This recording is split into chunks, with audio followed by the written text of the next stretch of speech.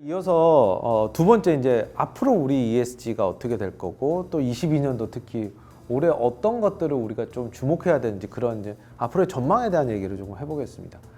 사실 저희 며칠 전에 레리 핑크 회장의 또 서신이 발표가 됐습니다. 원래 한 2월 초에 됐던 것 같은데 되게 좀 빠르게 1월에 발표가 됐는데 대표님 보시면서 좀 무슨 생각 드셨어요? 제가 읽으면서 한 문구에 되게 꽂혔었는데 그게 귀하는 귀사의 산업 재편을 위해서 무엇을 하고 있습니까? 이런 문장이 있었습니다. 이 CEO 레터니까 CEO나 그 임원들한테 보내는 거잖아요. 지금 그 앞의 내용들은 굉장히 빠르게 전환이 이루어지고 있고 거기에 대해서 책임을 지고 있는 C레벨에 있는 사람으로서 지금 회사가 이런 변화에 대해서 당신은 어떤 책임을 갖고 그런 노력들을 하고 있는지를 물어보는 질문이었습니다. 그건 굉장히 핵심적인 질문이라고 생각을 해서 인상적이었습니다. 저도 사실은 그 문구에 조금 고민이 됐던 게 왜 산업이라는 단어를 썼을까였었어요. 이때까지 이제 우리가 ESG의 이해에서도 계속 얘기했던 이게 이제 기업, 하나의 기업으로만 얘기를 했었던 것 같은데 기업이 속한 산업에 다시 말하면 이 밸류체인 상에서 밸류체인이 다 바뀌어야지 결국에는 큰 틀에서 전환이 된다라고 얘기를 하고 있고 그 안에서 그 산업에서 어떤 역할을 하고 있느냐라고 하는 굉장히 큰 책임의 얘기들을 좀 하고 있어서 예를 들어 SK만 잘한다고 되는 문제가 아니네. SK와 관계된 되게 다양한 이해관계자들이 같이 바뀌어야지만이 이제 되겠구나라는 생각을 조금 했던 것 같아요. 특이하게 전년에 대비해서 이번 CEO 레터에서는 CEO 레터의 제목이 있어요. 자본주의의 힘, 맞아요. 파워, 캐피탈리즘 이렇게 되어 있었는데 그래서 상당 부분은 자본주의 이해관계자 자본주의로 지금 변화가 되고 있고 그건 우리가 뭐 환경주의자가 아니라 지금 자본주의자이기 때문에 돈 버는 중요하다. 사람들이다. 네. 그런 얘기. 그 얘기를 되게 하고 있으면서 핵심적으로 좀 모든 우리 세계 경제가 넷제로로 전환하고 있고 그래서 모든 산업과 기업들이 그런 노력을 하고 있는데 당신은 뭐 하고 있는지 이 얘기인 거죠. 그래서 영어로 그래서 저도 확인해봤어요. 국문으로 나와 있지만 정말로 어떻게 표현했나 했더니 Disrupt your business예요. 당신의 지금 비즈니스를 지금 어떻게 혁신하는 노력을 하고 있느냐라는 질문이어서 굉장히 핵심이 아니었나 이런 생각을 했습니다. 저는 사실 뭐 레리 핑크나 캐피탈리즘 쪽에서 어떤 변화가 움직이고 돈줄이 움직이고 이거를 다 이제 감안을 하더라도 결국에는 경영 관점에서는 딱 한 단어 남는 것 같아요. 임팩트. 지금 ESG 경영 패러다임과 또 이런 이해관계자 자본주의가 얘기하는 임팩트는 산업 전반의 경쟁력과 그리고 이러한 환경사회 가치를 다 같이 끌어올릴 수 있는 임팩트라는 부분에서의 약간은 조금 다른 정의가 좀 필요한 것 같습니다. 예를 들면 재생원료를 비율을 높여야 된다. 또는 지금 당장 쓰고 있는 플라스틱을 줄여야 된다. 또는 우리가 투자하고 있는 어떤 그런 관점을 바꿔야 된다. 이런 모든 것들이 그 부서가 혼자 할 수 있는 것들이 아니라 내가 만지는 데이터라든가 내가 하는 경영 활동을 작게는 다른 부서랑 하거나 크게는 우리 협력사나 이 산업계의 플레이어들이랑 같이 움직여야지만 그 경영 성과가 나오는 거예요. 끊임없이 모니터링을 해야 되고 산업의 제도도 계속 센싱을 해야 되고 협력사도 바꿔줘야 되고 하는 부분들이다 보니까 안 쓰는 근육들이 움직이는 거예요. 구매 부서 또는 그런 의사결정을 하고 있는 약간의 전략 부서도 관점이 바뀌어야 되는 거고 그래서 그 쉽게 해결되지 않은 과제들을 정말로 잘 하기 위해서는 어떻게 보면은 그 CEO가 What impact will I make? 내가 어떤 임팩트를 만들어가는 비전을 주고 확신을 주고 이 비즈니스가 굉장히 건강하게 커갈 것이다 라는 커미트먼트와 스마트한 전략을 세우는 리더가 너무 필요한 거예요. 아마 레리 핑크의 서한에서는 그런 임팩트적인 어떤 큰 변화를 일으킬 수 있는 리더십에 대한 챌린지를 고객사들한테 얘기하지 않았을까. 이거는 데이터의 문제라기보다는 기업을 어떻게 끌고 가냐에 대한 방향성과 그 추진 키 드라이버라고 생각을 하고 있거든요. 아니 딱 첫 번째 그 얘기를 해요. 레리 핑크 회장 레터의 처음 키워드가 이제 기업의 역할에 대한 것, 그다음에 목적을 가진 기업, 그러면서 이제 북극성이 되셔야 된다 막 이런 얘기를 딱 처음에 하거든요. 그러니까 이제 얘기하신 대로 펄포스라는 단어가 굉장히 이제 중요해질 것 같아요. 그러니까 우리의 지향점에 대한 그게 CEO가 내부에 주는 메시지도 있고, 그죠? 외부에다가 우리의 지향점을 알리는 것도 있고, 그러니까 이 중요한 요소들에 대한 선언들이 이제는 조금 더 구체적으로 제시가 되어야지만이 우리의 지향점들을 좀 보여줄 수 있을 것 같다는 생각이 들어요. 맞아요. 기존의 지속가능 경영 전략 자문하면서 나왔던 퍼포즈 드리븐, 밸류 프로포지션, 에스파이어링 리더십 이런 게 다 함축되어 있는 그 레터인 것 같다라는 생각이 들었고 굉장히 냉정하고 어쩌면은 굉장히 중장기적으로 스마트한 기업만 살아남겠다. 맞아요. 라는 생각이 좀 많이 들었습니다.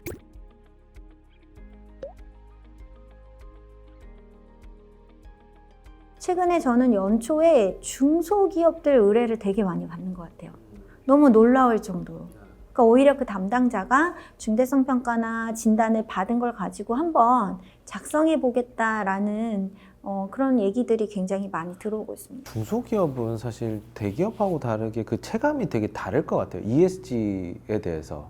왜냐하면은 그래도 대기업은 조금 버퍼가 있는, 그래도 캐시카우가 그래도 고정적인 회사들이 좀 있다 보면은 이거에 대해서 조금 체감이라든지 어떤 긴급성이 좀 떨어질 것 같은데, 여긴 당장에 예를 들어서 납품, 그죠? 글로벌 뭐 이러다 보면은 지금 이걸 하지 않으면 우리 회사가 문을 닫을 수도 있다라고 생각을 해서 조금 더 간절하지 않나요? 저도 작년에 실질적으로 이런 움직임이 있기 전에는 우리 아레프님처럼 얘네는 정말 서바이벌의 문제일 거야. 그리고 내가 납품하기 위해서 이걸 반드시 해야 된다라고 생각했었어요. 우리 중소기업들이 시작하는 관점은 내가 앞으로 더 커질 거기 때문에 신시장이나 새로운 기회를 그랩하는 관점에서 그거를 이제 찾아서 잡는 관점에서 ESG 해야겠다라고 생각을 하는 성장 거죠. 전략으로 ESG를 활용한다라는 말씀이시네요. 그러니까 저는 거꾸로 중소기업 이거 너무 중요하니까 ESG 해야 되지만 그렇지 않는 부분들이 있다. 오히려 공급망 관리를 할 때 규모가 너무 작다 보니까 조금은 이제 비껴나 있는 부분들이 네, 있다라는. 맞습니다. 저 같은 경우는 인상적이었던 회사가 풍력발전기에 베어링을 납품하는 회사예요. 그러니까 해외에 있는 풍력발전기 회사에 납품하는 거여서 안정적이에요. 그리고 중요한 부품 중에 하나이고. 그래서 안심하고 있죠. 그래서 텍서노미 이렇게 쭉 해서 분석해서 보여드려도 해당되는 것이죠. 그러나 중요한 건 텍서노미에 있는 비즈니스인 것 같지만 대상이 될 수가 없어요. 유럽의 텍서노미 기준에 보면 풍력발전기든 태양열이든 1kW 생산하는데 사용되는 CO2가 100g 이하여야 돼요. 이게 전 과정에서. 그래서 풍력 발전으로 전기 생산된다고 해서 다 좋은 게 아니고, 그렇죠. 예, 1kW 생산하는 데 있어서 들어가는 앞단에까지 라이프 라이프 사이클 사이클, 어세스먼트를 통해 가지고 CO2가 100g 이하로 여야지만 정말 진정한 지속 가능한 비즈니스로 인정을 받게 되는 것이죠. 그렇다고 하면 원청 업체 또는 고객사 입장에서는 베어링이 우리한테 납품이 되는데 이 베어링을 생산하는 과정에서 몇 그램의 CO2가 나오는지 탄소를 알아야 되잖아요. 다 확인해야 되네요. 전혀 모르고 관심도 없었어요. 에너지를 얼마나 쓰는지도 몰라요. 그러면 이 회사는 그걸 대응하지 않으면 바뀔 수밖에 없잖아요. 이런 것들이 분명히 인식이 되고 개선하는 노력을 해야 되는 것인데 당연히 결국엔 또 정부의 지원이나 또 그런 금융 지원을 통해서 이런 것들을 개선하는 노력들에 지원하는 게 되게 중요한 규모가 것 같아요. 너무 작다 보니까 규제를 반드시 지켜야 돼 이런 것들이 어느 정도 회사법, 상법 이런 경우에는 이제 어느 정도 자산 규모가 큰 회사들로 기준이 되어 있고 그래서 중소기업은 지금 대표님 말씀하신 대로 앞으로 미래적으로 나의 시장이 될 만한 부분들을 타진할 때 리스크를 기회 관점으로 돌리는 형태에서 ESG 경영 진단과 도입을 하십니다.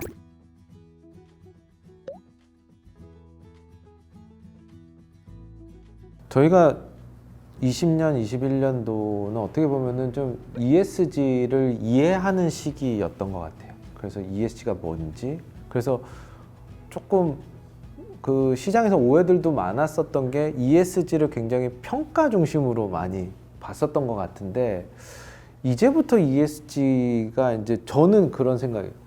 어떻게 변형될 거냐. 다시 얘기하면은 이 ESG라는 것이 기업의 각 펑션에 어떤 형태로 바뀌어서 내재화될 것이고 어떻게 비즈니스에서 녹아들 것이냐가 핵심일 것 같아요. 그래서 어떻게 보면은 아까 우리 계속 얘기했듯이 이제 how to라는 부분들이 그래서 22년도에 굉장히 중요하지 않을까라는 생각이 들거든요. 그래서 22년도 키워드가 뭘까에 대한 얘기를 이제 핵심적으로 해야 되는데 올해 좀 주목할 키워드 뭐라고 보세요? 키워드 공급망 관리, 협력사 관리. 동의합니다. 네. 올해 가장 중요할 것 같습니다. SK그룹의 계열사의 이야기를 드리고 싶은 거는 그만큼 이제 중소기업이나 이런 부분들을 대기업들이 오디트를 하고 뭘 해라라는 접근보다는 사실 기존에 갖고 계시는 동반 성장? 어떻게 우리의 협력 파트너가 훨씬 더 잘 성장할 수 있는지 중소기업형 ESG를 자체적으로 개발을 잘 하셔서 우리와 함께 일을 하면 중소기업이 더 커질 수 있도록 그런 약간의 협력사 관리 정책이나 협력사와 함께하는 ESG 경영 정책 이런 것들이 전 너무 필요할 것 같다라는 생각을 하고 있습니다. 저 대신 정리를 해주셨네요. 네. 동반 성장이 필요하다.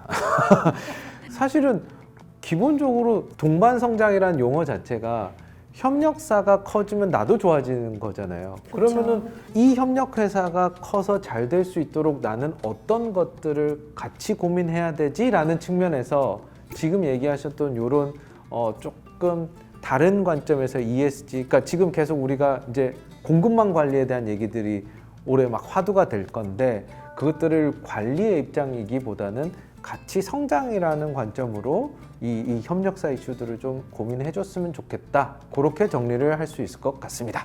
대표님 또 어떤 키워드 있을까요?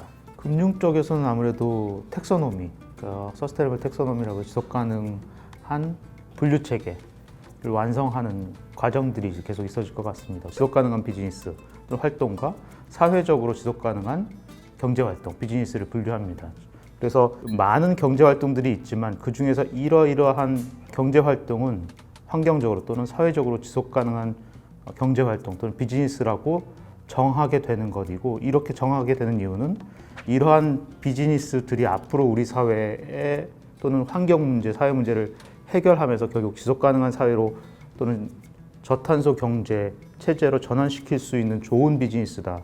따라서 이러한 비즈니스를 계속 육성시킬 것이고, 또 금융도 또는 자본도 이러한 비즈니스에 적극적으로 투자하도록 요구하고 또는 권하기 위한 기준이기 때문에 앞으로 어떤 비즈니스가 가까운 미래 또는 2030년, 50년까지 계속 발전시켜 나가고 살아남을 것인지를 볼 수 있는 지표입니다. 그래서 여기에 다양한 업종들이 들어가게 될 것인데, 거기에 해당되는 업종이 있으면 내가 이 업종 중에, 이 비즈니스 중에서 어떤 것들로 우리 비즈니스를 전환시켜야 하지라고 하는 것들을 볼 수 있고 목표로 삼을 수도 있습니다. 기준점이 되는 거죠? 네, 그래서 굉장히 중요한 우리 사회의 기준이라고 할 수 있습니다. 단위가 회사였는데 이게 텍소노미가 적용이 되면은 회사 안에 비즈니스가 단위가 되죠. 텍소노미 관점에서 봤을 때는 또는 지속가능 금융을 하려고 하는 금융기관의 입장에서 봤을 때는 저 비즈니스는 지속가능하지 않는 비즈니스고 이건 지속가능한 비즈니스고,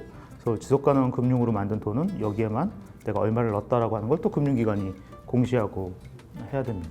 텍사노미의 여러 가지 크리테리아에 따져봤을 때, 그래서 지금 이미 그린으로 들어가 있는 산업군 같은 경우에는 이제 신나게 이제 좀 고고싱을 하시면 될 것 같고, 약간은 화학회사라든가 약간 정유 또는 뭐 에너지, 철강, 뭔가 트랜스폼이 필요한 회사들은 많은 투자 의사결정이나 어떤 경영 활동들이 이게 그린을 위한 활동인가를 따지게 되는데, 그 인정이 사실은 이런 그린 텍사노미에 있는 거죠. 다음 키워드 또 뭐가 있을까요? 금융에서는 계속 이러한 전환을 지원하기 위한 고민들을 하고 있는데, 최근 몇 년 사이에 나온 그 용어가 지속가능성 연계금융이라고 하는 겁니다. 네. 그 얘기는 그 기업의 금융의 서비스를 받게 될 기업의 지속가능성을 보고 거기에 따라서 연계하는 금융 서비스를 제공하는 건데 기업들은 이러한 전환을 하거나 또는 앞으로 개선하는 노력들을 하는 과정, 특히 이제 저탄소 경제로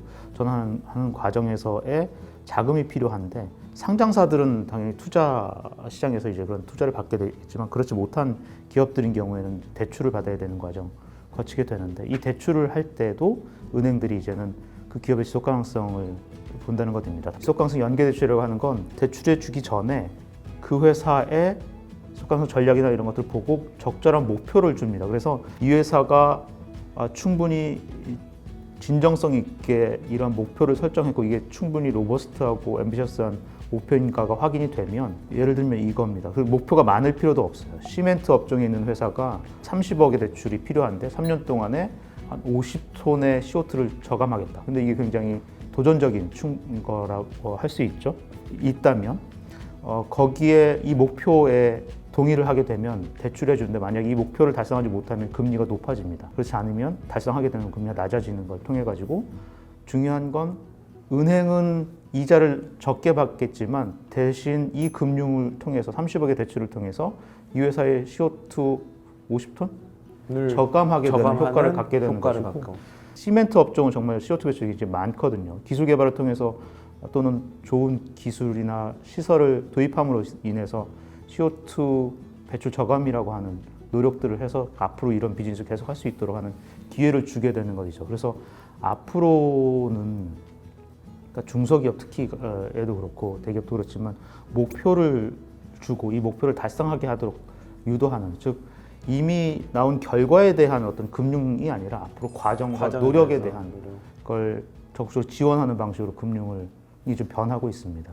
그거랑 연결지어서 저는 이제 넥스트 키워드는 인권 경영을 좀 이야기를 이거랑 하고 어떻게 싶습니다. 연결이 돼요? 예를 들면은 아무리 저렇게 퍼포스 드리븐해서 성과 관리를 잘하는 기업이다 하더라도 엄청난 큰 사고가 나거나 또는 그 비즈니스를 하고 있는 어떤 피플 관리에서의 어떤 사건 사고 또 중대 리스크 같은 것들이 터지면 저 퍼포스 드리븐한 여러 가지의 노력들은 다 물거품이 되거든요. 근데 지금 보시면 아까도 언급을 잠깐 했지만 유럽에서도 지금 이런 공급망 관리의 한 차원에서 인권 실사라는 부분이 들어오고 사실 한국은 인권 실사하면 사실 조금 알러지 반응들이 있습니다. 경기를 하세요, 다들. 네. 근데 인권 실사는 사실은 어떻게 보면 리스크를 진단하는 어떻게 보면 체크업인데 ESG 경영 관점에서 인권 실사를 요구받는 정책을 해석하면 인권 경영이거든요. 임직원들, 협력사들이 제대로 좋은 good workplace, 좋은 직장을 다닐 수 있는 부분들에 대한 여러 가지 HR 정책, 더 나아가서는 HC 정책. 그러니까 휴먼 캐피탈 매니지먼트입니다. 그래서 기업가 인권이라는 부분이 결국에는 리스크 관리의 핵심이고 지속 가능 경영을 위한 그 기업의 가치를 결정하기 때문에 저는 올 상반기가 지나면 공급망 관리나 협력사 관리 플러스 인권 경영에 대한 부분들이 엄청나게 화두가 될 것이고 이미 ESG 평가를 되게 잘 받는 이런 트리플 A 막 이렇게 갖고 있는 기업들은 의뢰를 하기 시작합니다. 우리가 이제 넥스트로 건드릴 거는 인권 경영인 것 같은데 인권 경영 체계를 구축하는 일이 하나 있고 그 다음에 인권 경영 체계 안에서 매년 인권 역량 평가를 하는 게 있는데 이 두 개 다 한 번쯤은 정비를 하셔야 되는 거예요. 저도 사실은 올해는 S 중에서 특히 인권, 그러니까 S가 되게 주목할 이슈라고 생각을 했었어요.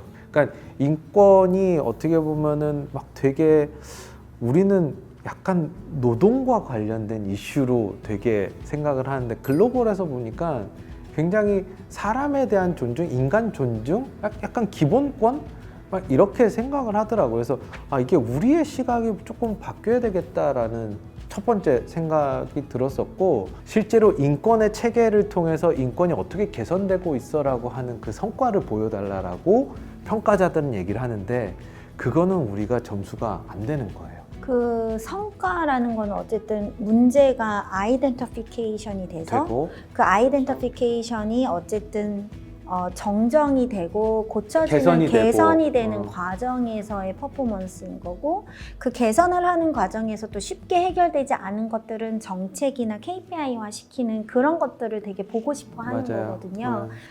저희가 사실 HR이, 그러니까 구매, 법무, HR이 사실은 ESG 경영 전략을 할 때 우리 원래 하는 거야. ESG는 환경이나 뭐 다양성, 뭐 사회공헌 이런 거 아니야? 라고 얘기를 하시지만 결국에 기업의 리스크라든가 협력사 관리라든가 기업 문화를 만드는 HR팀, 또 법무와 컴플라이언스 팀, 그 다음에 구매와 또 협력사 관리하는 동반성장팀 이런 부서들이 근육을 좀 더 이렇게 좀 확대를 시키셔야 되는 게 올해의 가장 큰 키워드에 연결되어 있는 부서들이죠. 또 하나 키워드는 저거를 생각해 볼 수 있을 것 같아요.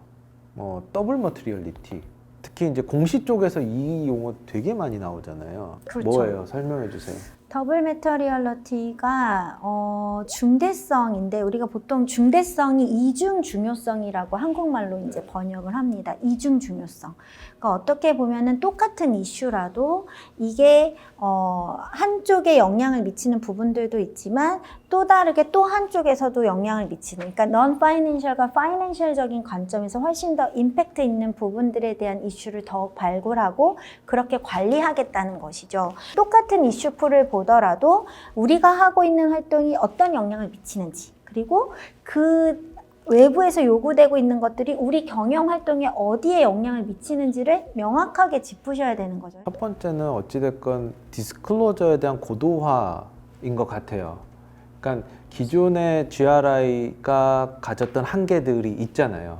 그러다 보니까 오히려 되게 내용이 있어야지만이 리포팅 될 수 있는 거. 그럼 그 내용을 만들기 위해서는 회사의 모든 밸류체인을 보면서 거기에 대한 임팩트를 고민을 하지 않으면 안 되게끔 그렇죠. 이제는 모든 공시의 가이드가 그렇게 바뀌고 있는 것 같아요. 그러니까 마찬가지로 TCFD도 사실은 그냥 쓸 수 없는 내용들이에요. 거죠. 시나리오 플래닝을 하고 거기에 전략을 짜고 리스크를 분석해야지만이 쓸 수 있는 거다 보니까 기존에 우리가 자꾸 리포팅으로 커버리지를 하려고 했던 것에 한계들이 오는 것 같아요. 한계가 오는 거죠. 그러니까 외부에 훨씬 더 정책이 어떻게 바뀌고 있고 이 산업의 이슈가 어떻게 바뀌는지 끊임없이 센싱을 하셔야 되고 내부적으로 전사적인 측면에서 이 이슈를 어떻게 받아들여서 어떤 부서가 과업으로 하고 있는지에 대한 모니터링, 그러니까 센싱과 모니터링이 두축이 되지 않으면 더블 메터리얼리티에 대한 어프로치가 거의 불가능할 거라고 좀 생각을 합니다. 기존의 중대성 평가를 하셨던 거에서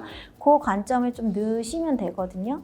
그러니까 이슈풀 구축할 때 규제 영역이나 이 산업의 이슈를 좀 더 넣어서 풀 구축하시는 거랑 그다음에 서베이로 의견을 수렴할 때 각 부서들이 어디가 중첩되고 있는지를 판단할 수 있게끔 서베이를 돌려보는 거, 이 두 가지만 하셔도 더블 메터리얼리티의 이제 기본 프레임은 좀 갖추실 수가 있을 것 같아요. 저는 그 공정한 전환이라는 저스트 트랜지션이라고 하는 키워드가 조금 중요할 것 같아요. 작년에 되게 관련된 컨셉들이 많이 얘기가 됐었고, 뭐 COP26이라든지 혹은 그 IEA 보고서에도 이러한 비슷한 얘기들이 됐었어요.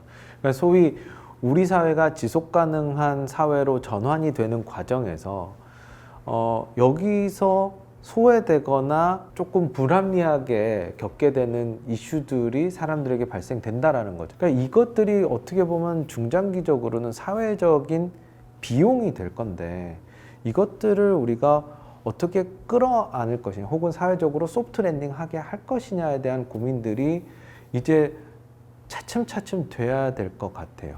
네. 그런 측면에서 보면은 개도국에 대한 지원들도 되게 중요한 이슈일 것 같고. 제가 최근에 들었을 때 유럽의 어떤 회사는 당연히 이제 석탄 발전을 했었었는데 점진적으로 이 풍력 발전 쪽으로 옮기면서 지난 10여 년간 발전소에서 일하셨던 분들을 계속 이 태양 또는 풍력 발전 기계를 다루는 기술자로 전환시키는 과정들을 겪었고 그걸 훌륭하게 잘 수행했다고 들었습니다.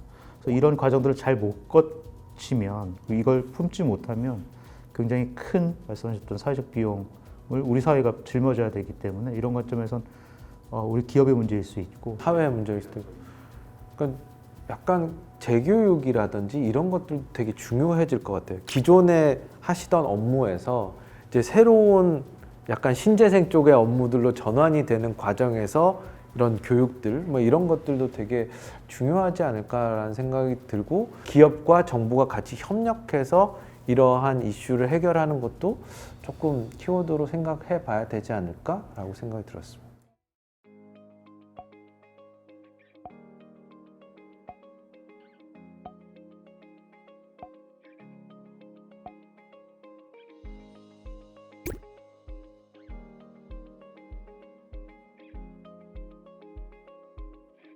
올해 그리고 앞으로 이제 ESG가 어떻게 또 변모할 건지에 대한 얘기를 쭉 해봤었습니다. 마지막으로 간략하게 소감 어떠셨는지 또 뭐 한마디씩 하고 마무리 해볼까요?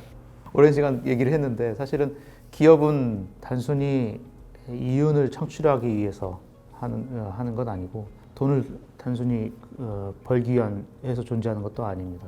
결국엔 사회가 필요로 하는 재화와 서비스를 생산하는 것이고 그 과정에서 이윤을 얻는 것입니다. 재밌는 건 사회가 지금 빠르게 변모하고 있고 변화하는 과정에서 요구되고 있는 비즈니스의 모습들도 바뀌고 있는 것이고 그게 이제 다른 표현으로 중대성이 될 수도 있는 것인데 환경적으로 또는 사회적으로 지속 가능한 방식으로 제품과 서비스를 생산하는 과정이고 이 과정들이 바뀌고 있다라는 점을 이해하고 우리가 준비하고 기업들도 바뀌는 노력들을 해야 되는 것 그게 ESG 경영 지금 이 시대에 지금 필요로 하는 ESG 경영이 아닌가 이런 생각을 해봅니다. 작년에 그거 소감 말씀하시라고 했을 때 제가 장기가 되게 튼튼해져야 된다라는 얘기를 드렸는데요. 마지막으로 올해는 ESG 벡터 값을 좀 잘 찾으실 수 있는 한 해가 되셨으면 좋겠습니다. 벡터가 이제 방향성과 에너지의 정도잖아요. 그래서 ESG 경영을 어떤 방향성으로 얼마만큼의 힘으로 밀어붙일 것인가라는 정확한 함수값 그런 것들을 모든 기업이 조금씩은 찾을 수 있었으면 좋겠습니다. 오랜만에 저희 이렇게 얘기를 해봤는데 아무튼 장시간 많은 얘기들 해주셔서 감사합니다. 그러면 오늘 ESG의 이해 2022년 버전은 여기서 마치도록 하겠습니다. 감사합니다. 감사합니다.